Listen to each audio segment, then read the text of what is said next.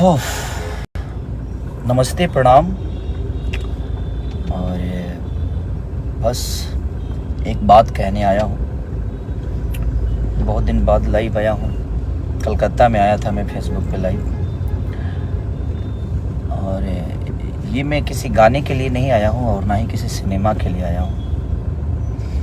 आज मैं लाइव आया हूँ बस सरकार से और हमारे संगीत कला से, जो हमारे तीन भाई जो सांसद हैं, मैं उनसे भी रिक्वेस्ट करने आया हूँ। अपने माननीय मुख्यमंत्री हमारे नीतीश चाचा जी और तेजस्वी भैया या हमारे योगी जी, जितने भी हमारे जो हिंदी भाषा के लोग हैं, जो इस पद पे हैं कि वो सरकार से बात करके, हम लोग तो एक मनोरंजन के साधन है।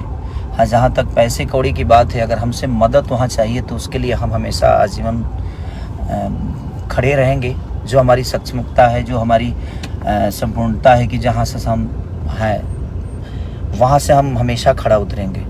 लेकिन जो तमिलनाडु में हमारे भाषा, हिंदी भाषा के लिए, लोगों के लिए हो रहा है, तो जो हिंदुस्तान का भाषा है, आज उसी हिंदुस्तान में हिंदी बोलने वालों पे इतनी बड़ी प्रतिबंध लग रही है, उनको मारा जा रहा है, काटा जा रहा है, जिसमें सबसे ज़्यादा संख्या हमारे यूपी बिहार के लोगों की है। तो मैं बस अपने जितने भी मेरे मनोज भैया, रवि भैया, दिनेश भैया, मैं सबसे प्रार्थना करता हूं कि आप लोग प्लीज़, क्योंकि आप लोग सरकार में हैं, तो इस चीज़ को आप लोग जितना चाहेंगे तो इस सरकार से वो सरकार बात करके और हमारे हिंदी भाषा के लोगों के लिए और अपने यूपी बिहार करके खास करके लोगों की मदद हो सकती है।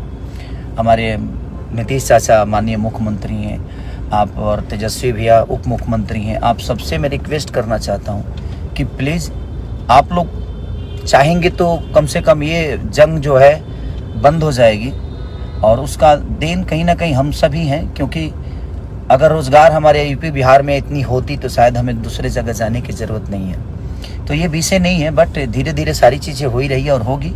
लेकिन अभी जो सिचुएशन है वो बहुत दयनीय है, बहुत निंदनीय है कि वो आज अपने ही देश में, अपने ही लोगों के द्वारा हिंदी बोलने पे इतनी प्रतिबंध है कि आप हिंदी बोलेंगे तो शायद उसके लिए आपको मारा जाएगा, काटा जाएगा।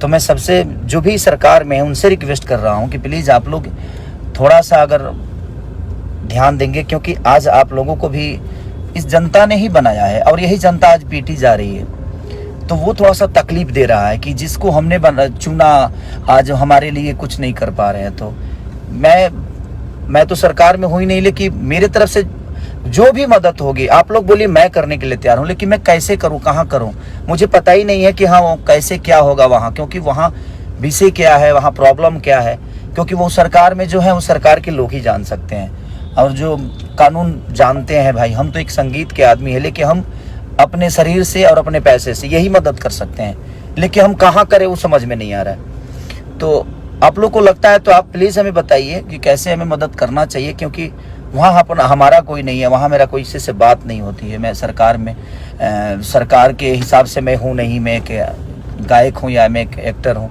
तो एक एक्टर के तौर पे मेरी पहुँच जो है वो संगीत तक ही है। और हाँ, बिहार में चीज़ें होती, यूपी में होती तो मैं समझ सकता था कि वहाँ पे मेरे अपने लोग हैं और वहाँ मैं अपनी चीज़ों को पहुँचा सकता था, लोगों का हेल्प कर सकता था। इनकेस की दिल्ली तक, दिल्ली, कलकत्ता, यहाँ भी लोग हमारे अपने हैं, मुंबई हैं, तो जहाँ पे हैं वहाँ पे हम सक्षम हैं, जो वहाँ पे किसी की मदद मुझे नहीं लेनी पड़ेगी। लेकिन जहाँ पे मेरे लोग नहीं हैं, जहाँ पे हम कभी गए नहीं, तो तमिलनाडु में जो भी चीज़ें हो रही है, मैं सरकार से रिक्वेस्ट कर रहा हूँ, अपने बिहार सरकार से, यूपी के सरकार से, कि प्लीज़ आप लोग थोड़ा सा आगे आकर अब उन भाइयों का रक्षा प्लीज़ आप सब करिए। और हमसे भी जो हो सकता है आप हमें गाइड करिए, हम करने के लिए तैयार हैं, क्योंकि जिन्होंने हमें भी बनाया और आप सबको भी बनाया, ये सरकार अगर बनी है, चाहे यूपी की सरकार हो या बिहार की हो, ये कहीं ना कहीं हमारी जनता के बदौलत बनी है। उन्होंने आप सबको चुना और आज वही पीटे जा रहे हैं और अपने ही देश में पीटे जा रहे हैं। तो इस पे मुझे लगता है कि ये संगीत से और एक इंसानियत से बढ़ की चीज़ है कि हमें लगता है कि एक इंसान होने के नाते हम सबको आगे आकर और इस मुद्दे पे बात करनी चाहिए और जो भी प्रॉब्लम में है उनका हेल्प करना चाहिए। तो प्लीज़ मैं आप सबसे रिक्वेस्ट कर रहा हूँ, मेरे बड़े भाई तेजस्वी जी, चाचा नीतीश जी, माननीय हमारे आदित्यनाथ योगी जी बाबा, और अपने बड़े भाई मनोज भैया, दिनेश भैया, रवि भैया, क्योंकि आप लोग सरकार में हैं तो थोड़ा सा प्लीज़ आप लोग मदद करिए अपनी इस भाषा के लोगों के लिए, अपने लोगों के लिए जिन्होंने आप सबको बनाया, हम सबको बनाया है। इन्होंने हमें एक दायित्व दिया है, उस जगह पे पहुंचाया है, तो इनका बहुत बड़ा योगदान और इनका बहुत बड़ा आशीर्वाद है, जिससे हम आज जो भी हैं इनके बदौलत हैं। और हमारा कर्तव्य बनता है कि अगर हम किसी एक घर का गार्जियन की तरह, अपने बेटे की तरह जिन्होंने हमें बनाया है, हमें अपना इतना बड़ा साम्राज्य दिया है अपने भाषा के लिए, तो हमें प्लीज़ हमें करना चाहिए। और हम सबको आगे आकर इस चीज़ विषय पे अगर हम छोटी छोटी प्रयास करेंगे तो शायद ये चीज़ें बच जाएगी और हमारे भाई सुरक्षित हो जाएंगे। तो ये आवाज़ उठाना बहुत ज़रूरी है कि हम सबको आवाज़ उठाना चाहिए और जितना मदद हो सके हम सब एक दूसरे से मिल के करना चाहिए।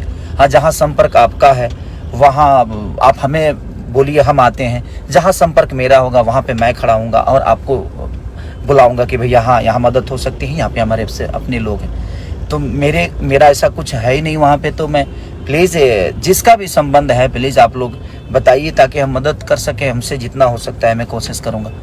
और मैं अपने सारे भाइयों से कहना चाहता हूँ जो इस कद पे हैं, पद पे हैं, जो इस चीज़ को समझ सकते हैं और जो वहाँ तक अपनी बातें पहुँचा सकते हैं, वो डायरेक्ट सरकार से बात कर सकते हैं, क्योंकि उनकी वो क्षमता है। हमारी क्षमता तो वो नहीं है कि मैं सरकार से डायरेक्ट बात करूँ।